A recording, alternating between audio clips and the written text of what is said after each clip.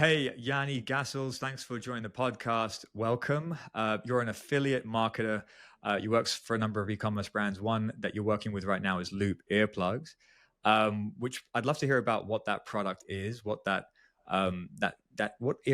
I mean, earplugs. My understanding of earplugs are these little squishy things that you stick in your ear Mhm. to kind of just block out noises around you. So you have this company is a bit more. They look a bit more fancy. So you're going to have to Mhm. explain what loop earplugs are, and then what we'll do is we'll bounce around questions relating to sort of a day in the life of an affiliate marketer, what it is that you do as far as onboarding yourself in the affiliate space with that company or with other companies, the kind of process that you would follow to find potential affiliates to work with, outbound promotions versus inbound promotions, how you kind of nurture them, all that jazz, the usual stuff to do with affiliate Mhm. marketing. But would like to hear it from your kind of point of view. So Yanni, why don't you give us a quick introduction to you and the company you work for right now? Would love to. So I'm Jani from Belgium, and I've been working for around 10, 11 years in the digital marketing space, both in B2B, D2C, and B2C for both brands as agency side. And the last 1 year and 10 months, we've been building the affiliate marketing at Loop. So we started from scratch there, from the ground up. Now we're already 1 year and 10 months in the running with affiliate marketing. We are becoming a real channel within the performance team, meaning that month over month we are making some good progress there. We also grew the company, or at least the affiliate marketing team, to three full-time employees, myself including. And to give some more information about Loop earplugs is that, yeah, first of all, you got that right. We're not a classic foamy earplugs that you get for free at a festival somewhere or at the pharmacy. We're Or really the airplane. yeah, Yeah, or in the airplane. yeah. So we're really an innovative product since it's made by two engineers, Dimitri and Martin, our co-founders, in 2016. And they went to a party or a festival, and they came back with like this ring in their ears. And that's when they noticed that there's actually not a decent product for preventing hearing loss or reducing some symptoms you're having.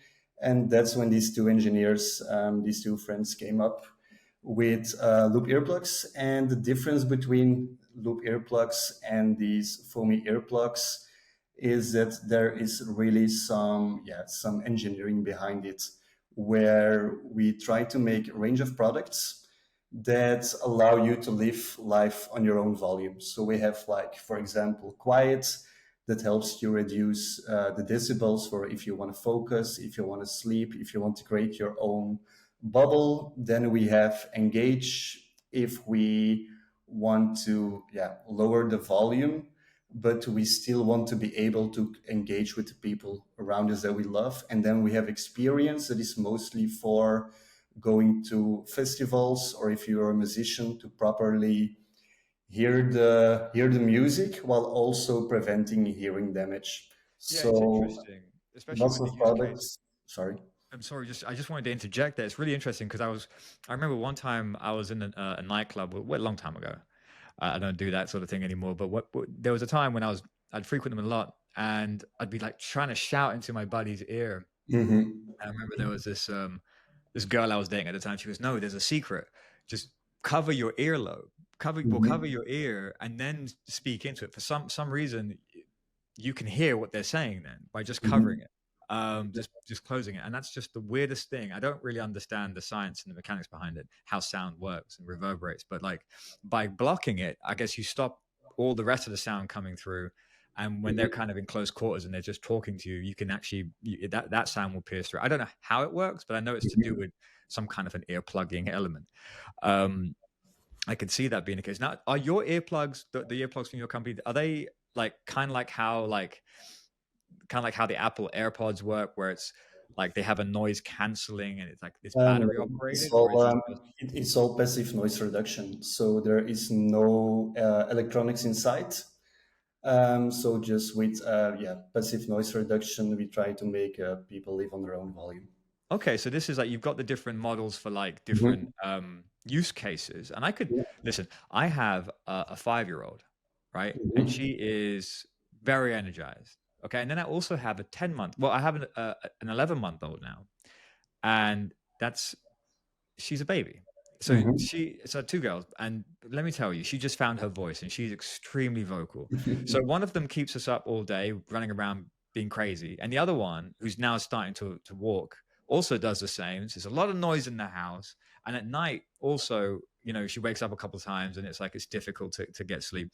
I could actually even see this being a use case for like parents, just to kind of not drown out the Exactly. noise completely, where they can't hear their children, because you want to be able to hear your kids, right? Mhm. But you also want to be able to kind of block out just some of the chaos. So I Yeah. can hear what's important. I can hear like an emergency situation. I can hear a question, but I don't need to hear everything else that's coming through as well, like Mhm. Coco Melon and Little Baby Bum and all the different. I mean, it just drives me up the wall insane just Mhm. listening to the same old nursery rhymes over and over and over again. It just goes crazy. So I tend to just put in the my Apple ear what's it the earphones essentially, just to kind of block out, because it has a little bit of noise canceling, doesn't it? So you Mhm. block out some of the noise. I do that sometimes. Like I'm not even listening to music. Um, so I can see like the plenty of use cases for it, just from a personal standpoint, as you were talking there. And of course, there's probably a lot more.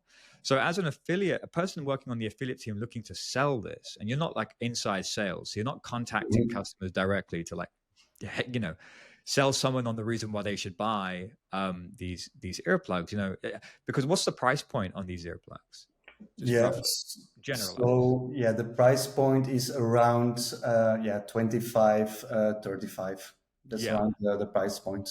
So this isn't something, you wouldn't have if you have a company like this. You're an e-commerce brand. You're not necessarily, you have a couple of solutions. You get yourself a retail outlet like location, online e-commerce, and then marketing, because you're not going to really have inside salespeople to directly sell earplugs to individuals. I mean, Mhm. if you can make a deal with an airline, you might have a business development executive where they can kind of distribute them, maybe through medical facilities, maybe on the back of some kind of a clinical prescription. Who knows? But that's different. But if we're talking about just generalized, like how do we achieve high volume sales, it's not going to be through sales teams on the inside. It's going to be through some form of marketing or affiliate marketing.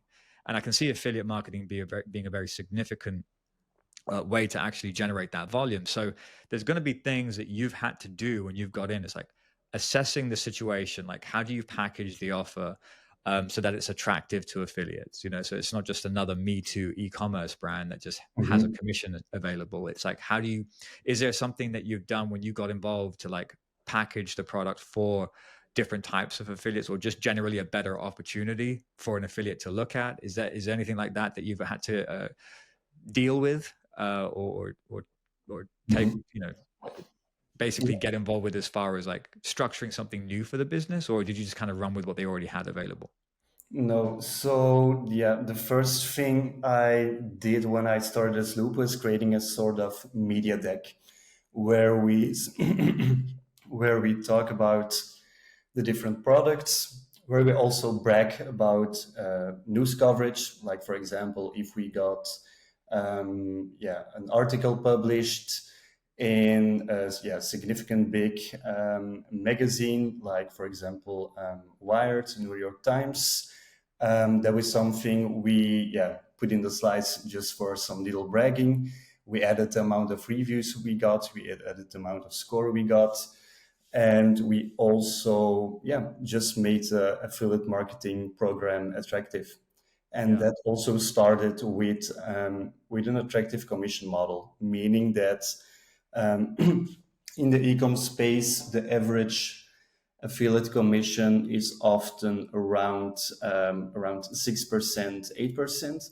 We actually started heavy with 15%, so that these publishers already had a reason to pick us instead of competitors or other relatable products, because we just offered a higher commission than these other brands.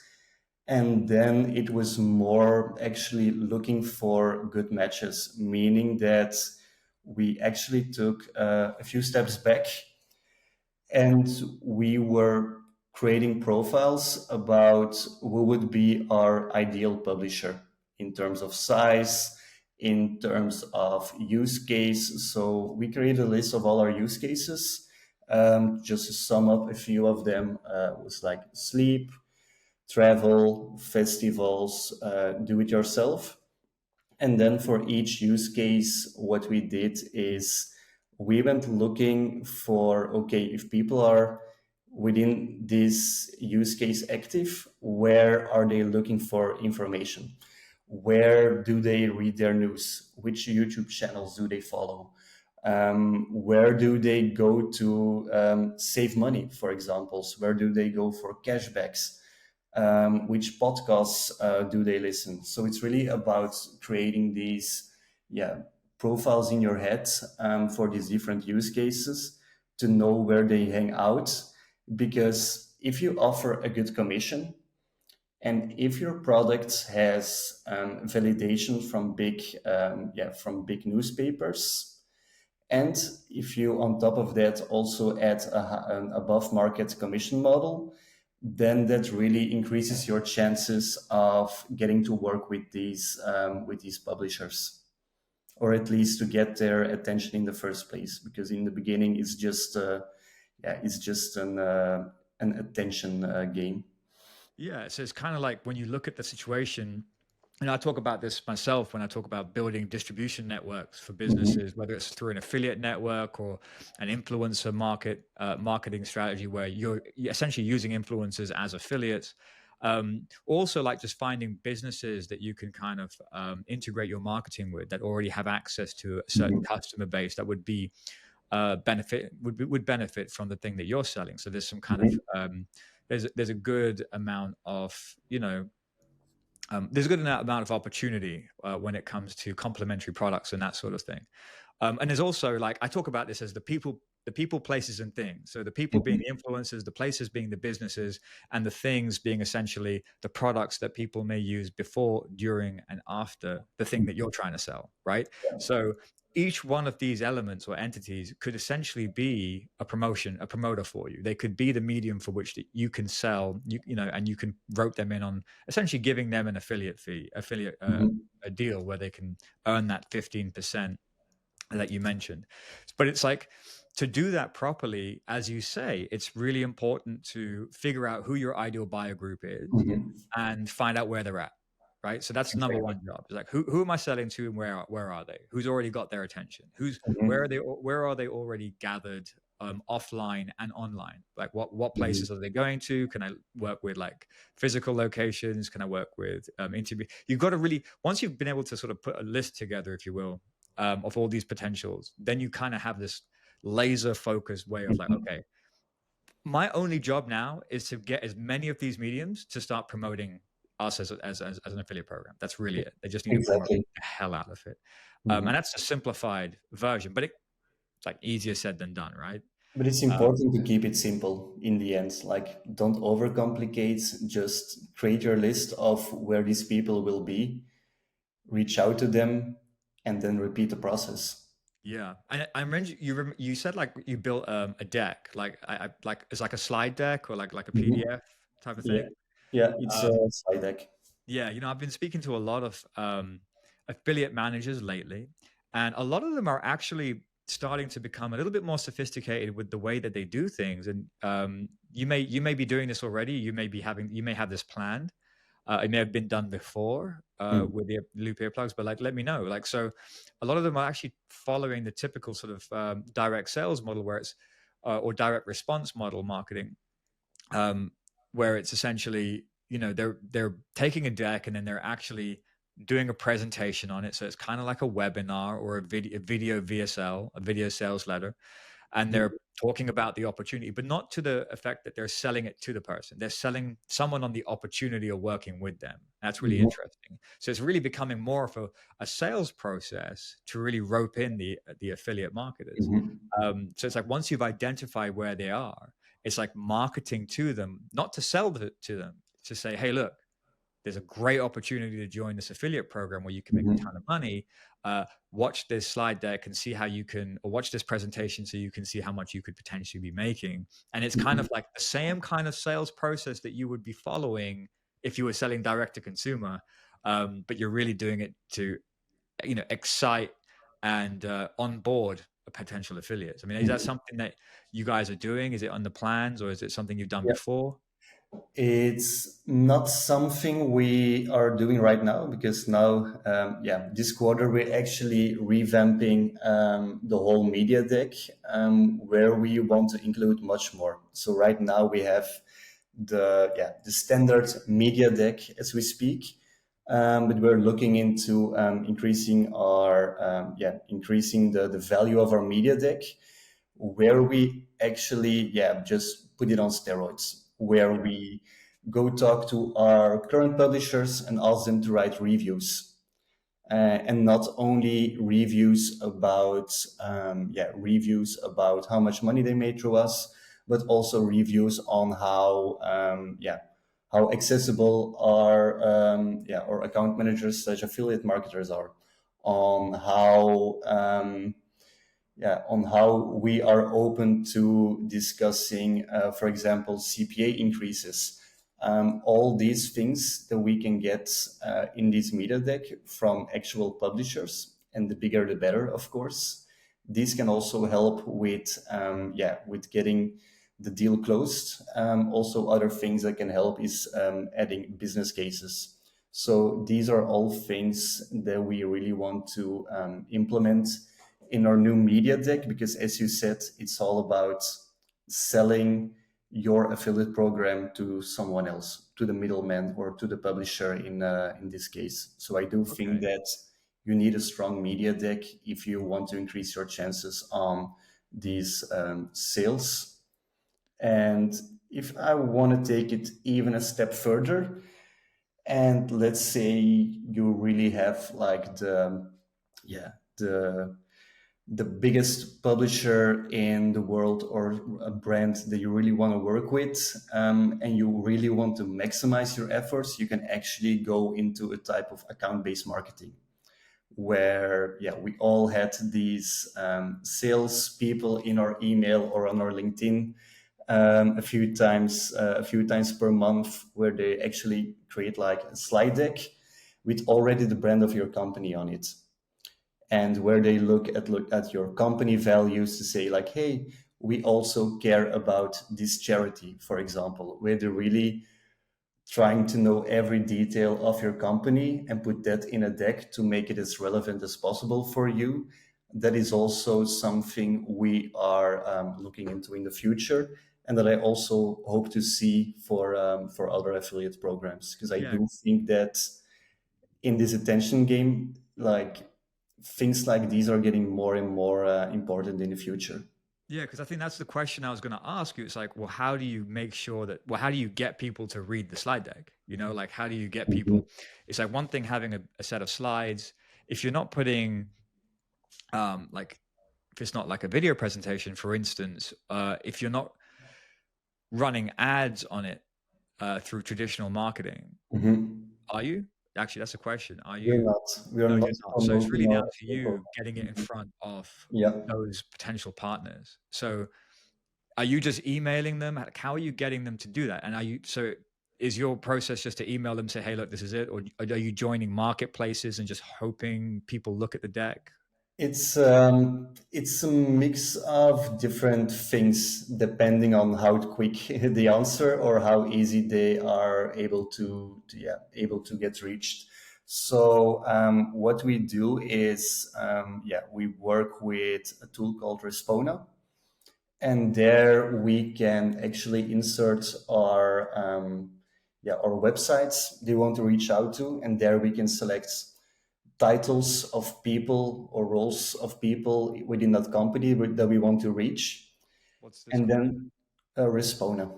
Respona? Is that like one of those sort of plugins with like Uh, LinkedIn or something, or like it's an is it like a library? it's an outreach tool. It's an email outreach tool. Okay. So what we do there is we create a list of, let's say, for this big magazine, they have 10 editors. Let me actually find the email addresses of these 10 editors, create an email flow of like 1, 2, 3 emails with some space in between, automatic follow-ups. And what happens is, let's say editor one doesn't reply after the third email, it goes automatically, it starts the email flow from zero again with editor two. If editor two doesn't reply, it goes to editor three. And that's how you really can increase your chances of getting in front of the right people. Of course, even sometimes that doesn't work, then we can try to go to LinkedIn, see if we have like common people. If we have like people that we could use as a middleman, like a shared contact, for example, or try to stalk them here, because at that level, I think it's it's seen as stalking. But yeah, like really try to, especially for this high value, you just get to do everything that's needed to reach them. Yeah, yeah. I mean, I come from a sales background, Mm-hmm. like so, and I kind of stumbled into the world of like building up distribution networks and affiliate networks as like this what I found myself in later. When I say distribution now, I don't want to have that confused with just me just replacing the word affiliate. Like I would partner with companies who would sell stuff Mm-hmm. for us and people who would sell stuff for us, but it'd be a much longer drawn out kind of relationship where it would be more of a joint venture agreement or a strategic relationship. Mm-hmm. Um, it's very difficult to sell, million five, uh, a million, $1.5 million worth of property on an affiliate link. Like you need, there is usually that's a different type of an agreement, but it's still in essence, it's the same process. It's you're finding somebody who already has access to the Mm-hmm. clients you want, and then you're kind of cutting them into the deal. And then later, when I started looking at like lower ticket products and need to increase the volume, that's when I took the same method essentially and started looking for publishers and places for which that already have that drive traffic, the kind of traffic that I'm looking for, uh, Mm-hmm. to partner with. And of course, they have a name for that, aka affiliate marketing, right? So that's kind of how I fell into it personally. But I come from the sales space, which means that whenever I was reaching out to affiliate marketers or potential, not affiliate marketers, but potential partners to run an affiliate marketing campaign, I'd call them and I'd just do the same old sales stuff. I'd hit them up with emails. I'll blast them. I'll pick up the phone. I'll call them. I'll do whatever I can to get past gatekeepers and speak to the real people. And I'll use whatever trick I had in the book. Because I'm in the business of trying to make money. And so I'd reach out to them and it would be, I'd be looking at, here's what we want to do. Our product aligns with yours. So it's complementary to whatever it is that you're doing, and we pay a boatload of money. So let's have a Mm-hmm. conversation about how we can make this work. And it's really that was the message, and it was just hitting that home as many times, bludgeoning people until they'd start to like respond. That would just Mm-hmm. be, it Exactly. wouldn't even just be 1, 2, or 3 emails. I mean, you will be getting a Mm-hmm. thousand emails from me until you unsubscribe. And you might find yourself back on the list. I know there's rules about this, but you still will. And it's like, and because I'm going to try and get people to work. Mm-hmm. Because that's essentially how I see it. I see it as me leveraging an outside sales force. That's it to me. That's all. The way I see it. All I want to do is all I recognize it as is this is potentially an army of boots on the ground salespeople who could be selling Mm-hmm. my thing for me, and they have the customers that I want. So I now need to work with them. I need to figure out how this can be a Mm-hmm. harmonious relationship. So I'll do whatever I can to make that happen. Um, and I noticed that the affiliate marketing world is starting to go that direction now. Like as you say, like you're getting a bit more sophisticated. You're thinking about your next phase of outreach where you're including um, elements that are sort of complementary. So or like common ground at least, where you say, hey, look, we actually support the same charity. I think you mentioned that, Mm-hmm. Yeah. or we're in the same group, or we're doing this, or we have a similar demographic, and I think we can add value to yours if we work together with this. Um, there could be like you sell you're like, you could be finding a company that sells like, I don't know, blackout curtains. Like, hey, look, your customer base would probably want some earplugs too. So you start integrating your marketing potentially, but just forming like more senior or more serious relationships where the contract goes beyond just sharing an affiliate portal link and goes Mhm. into like something with a bit more of a, almost like a brand ambassador type of relationship, or more of a strategic partnership, joint venture. Mhm. Okay, so if that's your process, like how do you get in? What's like? You mentioned one system that you used for outreach. Mhm. Let's switch and look at like how you. I mean, I'm keen to understand because lots of people have different ways of tracking. Mhm. Lots of people have different. There's different software out there. Some people just rely on Mhm. a spreadsheet. I know them, and then there's others that have like typical CRM software, and then there's like affiliate marketing specific software that they use. SaaS options out there. Like, what do you use to track everything to kind of keep on top of your KPIs? Yeah, so for tracking within the affiliate program, we use Impact Radius. Probably known Impact by radius. Impact Radius. Um, it's one of the biggest affiliate platforms within globally. And there, what's really nice is that first of all, they have a marketplace, meaning that there are already publishers available there who you can reach out to, where you don't need to find the right contact person. You can search on keywords, so that's already a nice thing. And then, you can do everything from payments, data tracking. But what the most important,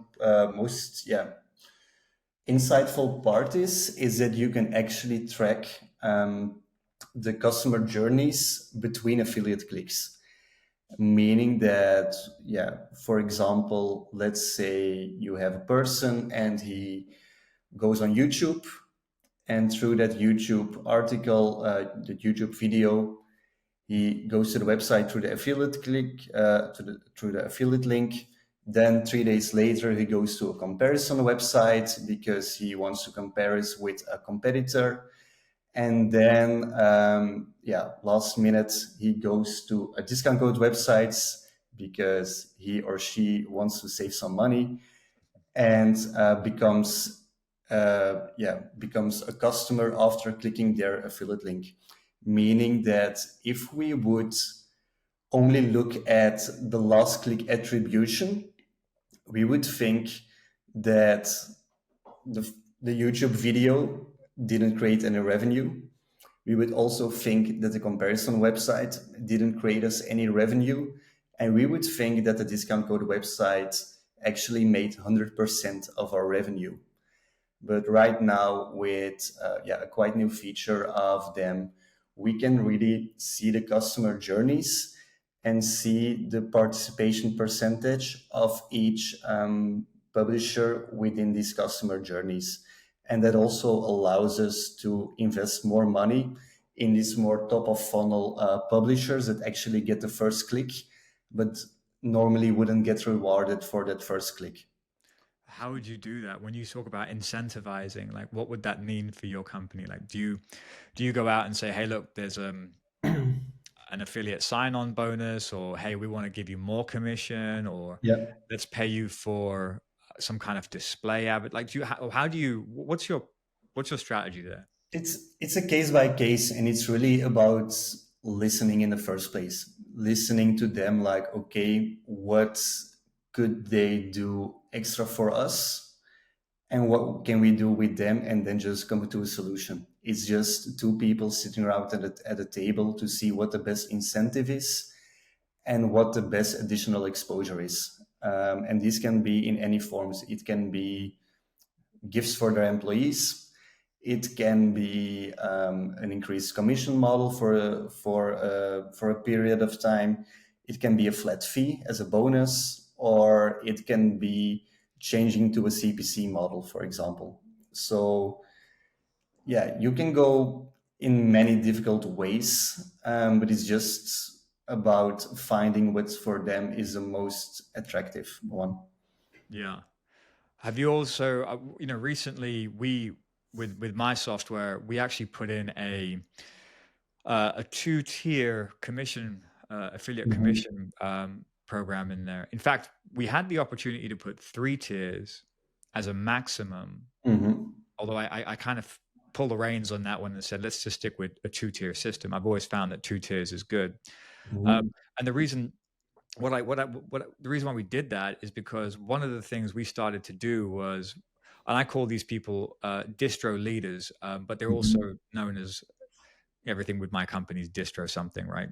Distro agents, distro leaders, but with what they're commonly known as is known as these days is like a super affiliate. It's an affiliate that goes out and finds other affiliates, right? So they Mm-hmm. have what they do is they earn an override in the end. So they have access to either a pre-cultivated list of potential partners Mm-hmm. who work for you, and so it's really just you getting one person or one entity involved, and then they then immediately go out and sort of bring in or mobilize what could be a small army uh, Mm-hmm.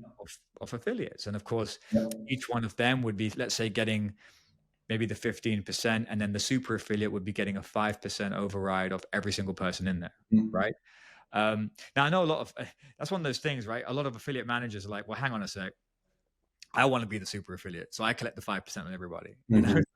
And then, but it's, and I guess that might be the reason why a 3 tier might come into play, because you want to stay, you know, you don't want it to end up turning into a Mm-hmm. straight up MLM. I mean, there's a lot more that goes into an MLM than just 3 tiers, but you don't want to go too far, because then you're eating far too deeply into the available gross profit that's available. You know, you're Gotcha. starting to squeeze yourself. I mean, you're getting market share, you're getting volume sales. The bank likes you because there's more money flowing through the system. Taxman likes you. Your accountant loves you. There's more stuff to count. You know, the people in the business might like it because there's just, like I said, cash flow is lifeblood to a business. But ultimately, the bottom line, if there's less money coming in that you get to keep, you know, you've got to figure out another way to start driving a higher value sales. So that is a thing. Now, so do you start looking? Do you do that? Do you look for super affiliates? Do you look for like setting up a 2 tier? Or have you thought about that? No, we are currently not doing any 2 tier, 3 tier marketing. Also, just because I'm not 100% sure if that's possible within the current tech stack we are using. Yeah, that's So always yeah, going to be a right problem. now. We had to change our tech stack. We had to Mhm. change the platform, our affiliate platform, because of Mhm. that. I Yeah. had the idea of wanting to do it, and we were using basically it's a website builder that has the functionality for an affiliate platform. But then we go in there, it's like it's only 1 tier. We can't make it make 2 or 3. Mhm. So we Yeah. had to completely change. We had to go find another product essentially. Mhm. And then I'm worried. I mean, the biggest thing with affiliate marketing and any kind of platform or relationship where you have someone that's external to your business, they're not on a salary, they're working on a pay on performance basis. The number Mhm. one thing you want to absolutely make sure you do is pay people the right amount at the right time. Mhm. And Exactly. one of the biggest bugbears with me with some of the platforms is they kind of look at that as the afterthought. I'm like, no, Mhm. that's really paramount. Like payments is that's why they're working for you. Mhm. Ultimately, when you cut through all you know, all the fluff, it's like they're going to make, the reason they're doing this for you is because they want to make some money. Mhm. Um, That's so you yeah. want to make sure they get paid correctly. Mhm. That's a trend I actually see with all the lesser known affiliate platforms where, so before Loop, also mentioned a few other affiliate programs. One was in the fashion, and to be honest, I think affiliate marketing was 90% of our revenue, where because it was in the fashion space, and I think I chose like most of one of the most unknown affiliate platforms that exist. Mhm. That was like a $15 fee per month, like almost nothing to get started. And they really had like a very advanced multi-level marketing setup with like many bonuses, many commissions. The affiliates could just withdraw their money whenever they wanted. There was just like a minimum payout that you needed to select, like €10 or €1 or €100, and they could just log in, click on a button, and get the money transferred to themselves. Wow, that's actually pretty good. What was the Mm-hmm. name of that software? We need that. Um, I Especially if it's think. a low cost, because there's people here thinking about that. Like, do you Mhm. remember the name? I think it was GoF Pro. I think back in the days.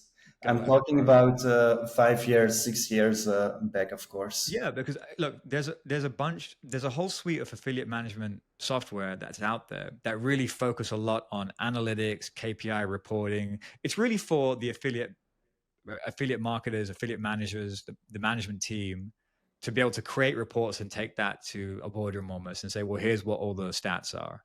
But then Mm-hmm. there's the other side that really caters more to, like I said, MLMs, Mm-hmm. network marketing, where it's like, okay, we know what people are here for. They want to Mm-hmm. get incentivized. They want to get bonuses. They want to get Mm-hmm. payouts. They want quick Weekend ways version. to access the money. And so they prioritize that as part of their system. But the thing is, it's kind of, and I don't know, I just haven't been looking hard enough, but it's, I don't find that many software platforms that actually really focus on that. But I think that's the Mm-hmm. way the affiliate marketing world is going right now, because it's just getting a bit saturated. And so Mm-hmm. competition, as far as becoming prominent as a business, the first thing that you can do when you're working with affiliate marketing, when you're working with everyone in the mix when it comes to the affiliate world, is to be Mm-hmm. able to pay more efficiently, incentivize, and have a Mm-hmm. very streamlined system. So those are the like platforms that I'm looking for. I mean, I'm trying to build the same thing into Mm-hmm. Distro List right now. I'm trying to create that kind of functionality, but it's complex. It takes time, and it takes way more than the 3 developers that I have. I need more. Yeah. So it's like, um, but so I can see that being a thing. I mean, would you guys go down that road? Is that what you're saying? Is that something that you're bringing in? Mm, not the tiers at this at this moment, but definitely looking into how to pay publishers what they're worth and making sure that data wise we do everything needed to measure what they're worth. So also like going further than just looking at the last click, but also looking at how many demands do they generate. Right. And that's a good point, because you might have 100 different affiliate marketing professionals, whether those are influencers, whether those are publishing websites, Mhm. bloggers, and the whole mix. You might say, from the top level, okay, we've got 20% of them that are actually producing 80% of the results. We've all heard the 80-20 thing, right? Mhm. Yep. However, that's not always that cut and dry, because you've got to think, even the other ones that weren't performing, if they are, the thing is, all 100 of them, if they're working, they're trying. And if they're trying, that means your sales message is getting out there. There is an audience now being hit with your opportunity. If that audience isn't buying, it doesn't mean that they're not being marketed to. So Mhm. everyone else, you've got this collective marketing communication that's taking place, that's hitting a segment. And then you've got maybe just the really good few, the small few who are just generally better at closing, have better call to actions or something, that are generating direct sales. But Mhm. maybe that's on the back of all the visibility that your Mhm. product's now getting across the board, across the entire spectrum of your affiliate marketing, your affiliate army that you've put together. So Mhm. that's something to really evaluate. And it's exactly as you say, it's what's the true value. You might not be creating sales on a pay on performance basis, but you're generating a hell of a lot of leads, and there's Mhm. a lot of engagement. They're just not buying with you, but we're Exactly. seeing they're buying somewhere else because they conduct another search, because you said you Mhm. can track, right? Because you're tracking a cookie, right? At the moment, yes, but of Yeah. course, everybody's moving to server now.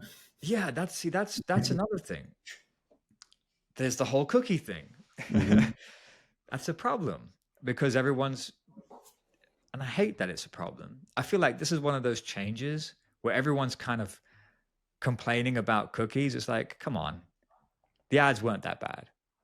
You Mhm. saw some sneakers, and then you started roaming your Facebook or Instagram and various, and then you saw more sneakers. Okay, like how bad was that really? Okay, like okay, and maybe I'm thinking far too surface level, but the fact is, when taking cookies away, I think people are going to be. I just hope that the workaround is good enough. I hope Mhm. this. So when you say service, what does that mean? How does that work? To be honest, I'm far from an expert on Right, on that field, but it's just way yeah. If I could capture that well, it's about yeah, everything that is third party, meaning that we use a lot of trackers from companies that are outside yeah, that are outside Europe. And yeah, we in Europe, we try to protect our people, we try to protect our data, we try to protect our privacy a bit, especially from companies outside Europe or outside European Union. So that's why, yeah, we're always getting challenged, or foreign companies outside the EU are getting challenged, and that's why, yeah, we're looking for something to replace the old third-party cookies, move towards first-party cookies, move to server with servers inside European Union, just to have like a countermeasure for going away from these third-party cookies. And right. that's as much as in detail I can Yeah, go. well, I mean, that's. I think everyone's kind of in the same boat. It's like we need another solution. You read about something being created as a solution, and you just kind of hope it's going to work because it's Mhm. they're just putting up roadblocks, and you have to kind of figure out a way around it because you can't because you still need to be in business. You still need to market to people. Yeah, but I do think every 5 years there is a wave. Like, remember the pop-up blockers, and that the whole internet was also afraid. Yeah, if we don't have any pop-ups on every website visit anymore, then the economy will crash because nobody's gonna purchase online anymore. And in the end, we managed, and I do think that we will keep managing because we are as smart in not allowing things as we are being as smart as in finding workarounds. So I do think that it will always be in waves. There will always be something that gets banned, or that gets yeah, or that gets yeah, not allowed in certain regions, and there will always be a workaround. So okay, we might miss some data, but I do think that yeah, we are just too much in panic mode on that. Yeah, it's like you just got to have as many backup plans as possible. Like when how Mhm. you first started hearing about cookies and cookies timing out, where people wouldn't get paid for certain things, so that when you get a customer that would come look at a page, the best thing to do is to try and get an email as fast as possible, not necessarily so you could market to that person, but so you could track the customer. Mhm, And exactly. you could track the customer for the life of them, but at least using that same email. So that Mhm. was useful, as a kind of, not as a workaround, it's just like a backup plan. Like if the cookie Mhm. times out, we can still track by the email. I mean, that's part Yeah. of our sales pitch to our affiliates is that, hey, look, when they come in, for the life of the client, as long as they're using that email, you're going to get paid Exactly. for that person's subscription or whatever it is they're buying, or whatever they buy with us. Mhm. So it's not one cookie that could time out or get that could get deleted. So there's that, and then but then you've still got like that so you can do a lot when you're tracking people internally to make sure you Mhm. can pay the right amount out and Yeah. incentivize correctly. But then there's also, well, then there's what you were saying, which was like, well, you're using analytics that are outside of your business, where you're just following Mhm. people around the internet to kind of find out what they're doing so you can evaluate your affiliate network more effectively. Um, so that is that is where there's some issues. So I know that there's third party apps out there that kind of go circumvent standardized like pixel tracking. You can do that with like ad monitoring and stuff like that with Facebook ads and ad. Mhm. I think it was like there's one I use, Hyros. We use Yeah. that, and then there's another um, Stape or something like that, where it's Mhm. another tracking, and it doesn't follow the same technology. I mean, it is somewhat the same technology, but there's a lot more that it does. I actually, again, I wish I knew more about the technical aspects of this, but I don't, but I know it's important, and I know it's something that's you know, it could either, if it's done correctly, it could help affiliate marketing become simpler and easier and more Mhm. streamlined, or it can just be another huge roadblock that everyone's kind of got to rethink and like, how do we navigate this now? So that's definitely something down the road to think about. So with Loop earplugs and your involvement there, and you're building this affiliate network yourself. You're working to the effect that you're trying to pull in all these different publishers to promote the earplugs. You've got your deck. Like other people might say, they have their one pager or they have their presentation. Mhm. It's going out there. You're trying to get as many in.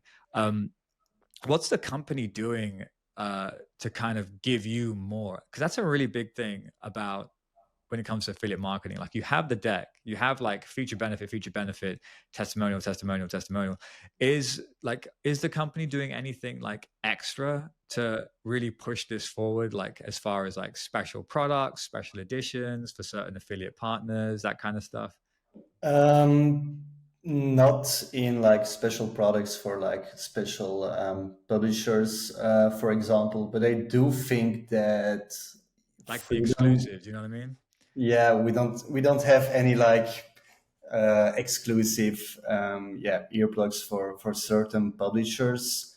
But yeah, Loop does allow for affiliate marketing and also for lots of other teams to get freedom on how far you want to go with commissions. So you have like these these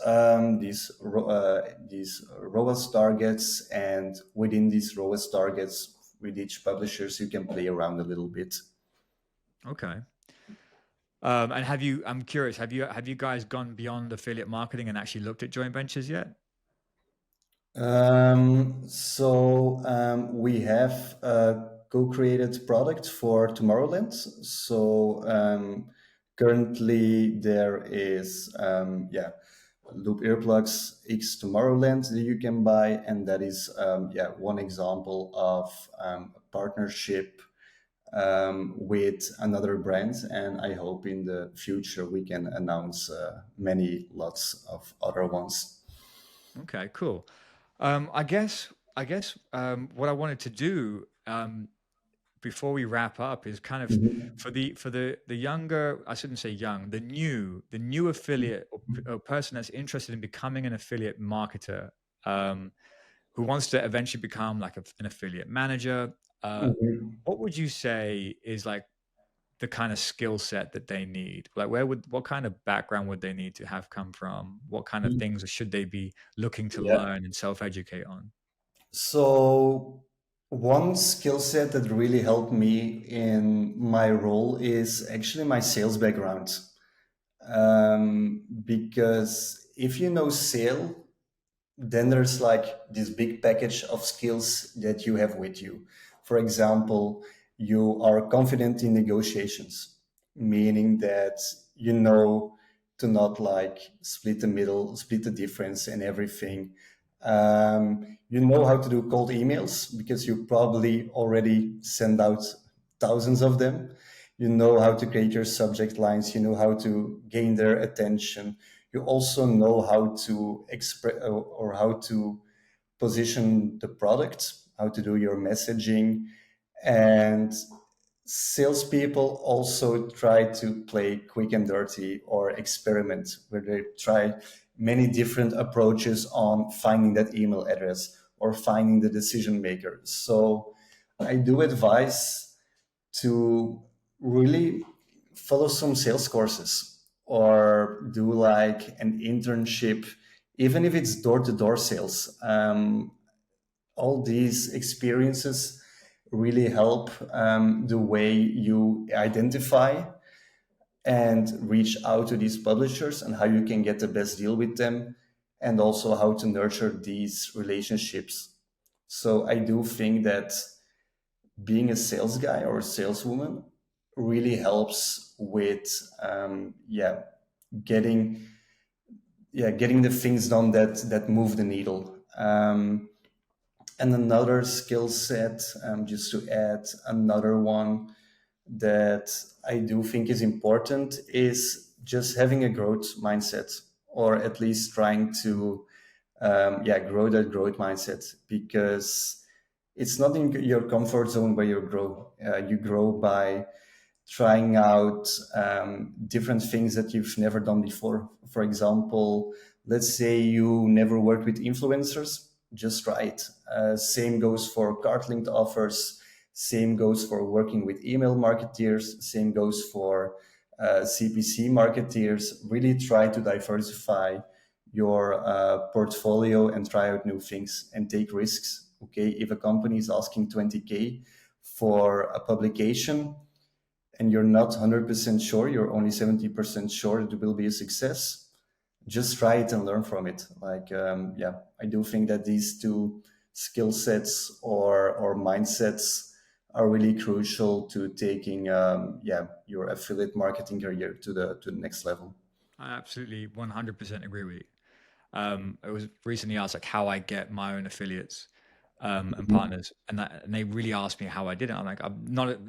I will scrape emails. I will go on Mhm. LinkedIn. I Yeah. will make lists of people. I use my own software to find lists. I mean, Distro Lists as a Mhm. platform. This is like not really a shameless plug. I just want to explain the utility of platforms like these. Is that you can filter and search influencers, or LinkedIn, Mhm. you can find people the same way that work for businesses, and you can scrape. You can Mhm. make a big Yeah. list, and then you can Yeah. use third-party software to scrape all the emails and then hammer the list, hammer it hard, get access to the people that you need to get access to, and have a conversation. If you're Mhm. adding value, then it's your duty to have that conversation anyway. You know, you're not selling something that's bad for people. You have a good product, and it's your duty to get it out there. And that's Mhm. the kind of sales mentality that you need to take on board. And affiliate marketing is no different. Mhm. You've got to get access to the people that are going to be able to make the decisions for you, to be able to sell the thing for you through their medium. And then once you've done that, once you've got the agreement, you then now need to start tracking. And of course, that comes Mhm. through sales again. You know, this is where it becomes. You know, you've got client nurturing, right? You got that. You got that. You got to keep on top of them, right? You got to make sure they keep selling. It's one thing to recruit an army, and it's Mhm. another thing to keep them Yeah. fighting, right? You want to keep. It's kind of like having those plates that spin. You ever seen those clowns and they have the Yeah. spinning Yeah. plates? Yeah. You get all the plates spinning, and then suddenly you start hearing one crash and another one crash. You've got to start running backwards Mhm. and forth. It's really important to make sure that you do have a good system in place, a good infrastructure, and a good, and also the proactiveness to keep on making sure everyone's Mhm. doing what they need to be doing, and touching on problems and figuring out solutions to keep people happy, to keep your media partners happy. Absolutely agree with the whole sales process. It's what's made me successful in this business, Mhm. and I can see, and I'm glad that you said the same thing. All right. Um, on that note, I think listen, I think we had a great conversation about affiliate marketing. I hope people learn from that. And that, affiliate marketing is, I think it's here to stay, and it's growing. It's a growing area. More and more companies are recognizing that it's far more cost effective to hire a small group of affiliate managers, affiliate marketers to work for a business, to essentially mobilize a massive army of potential partners out there to sell the thing for them, as opposed to the old fashioned way, which was not necessarily old fashioned, but the just hiring a ton of salespeople and kind of hoping for the Mhm. best. More and more companies are jumping into the affiliate field, and it's going Yeah. beyond e-commerce. It's getting everything now. So, all right. Well, thank you, Yanni. Appreciate you Thank taking you the for time to having me. being on the show. Until next time, brother.